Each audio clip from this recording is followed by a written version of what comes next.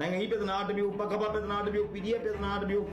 ဖိမနိုင်ပဲပဲကြီးနေစားတော့အခုတိုင်နေပတ်တော့ဒီသူကပြောင်းပါပြင်မှာပြောတော့သူကပြန်ပေါင်းပြီအဲ့ကောင်ကြီးချမ်းသာပြီးပကမပလာမပါဖားတွေတော့တချို့တော့အကုန်မဟုတ်ဘူးချမ်းသာပြီးတော့ပရိသတ်တွေစစ်ဘရင်တွေလိုပဲကိုပိုင်လက်နက်တွေဝယ်ကိုပိုင်လူစုလူမွေးတပိုတမင်းလုံးအန်ယူဂျီလည်းပြောမရတရဲမွေးထားပြီးတော့အဲ့တရဲကိုမနိုင်တဲ့မော်ဆရာတို့သူတိုင်ပတ်ပြီးလို့ရှိရင်ဒီသူကပြောင်းလဲပါလို့ဝေဖန်ရင်သူကစကားဆဆိုရင်စိတ်ကဒလန်လုပ်တယ်အောက်တန်းကြတဲ့အပြုတ်မှုတွေကိုခင်ဗျားတို့မလုပ်ဖို့မြစ်တာရက်ခံတယ်ခင်ဗျားတို့ကိုလေးစားခဲ့တာယုံကြည်ခဲ့တာဒီသူကလေ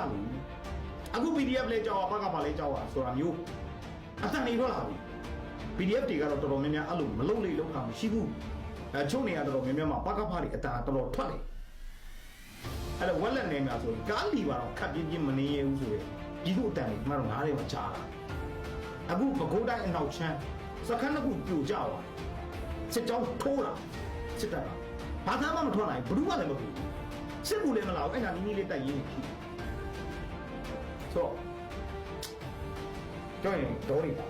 နော်အဲ့တော့ထားပါတော့ကြောက်ရင်ဒေါ်နေပါနော်အဲ့တော့ထားပါတော့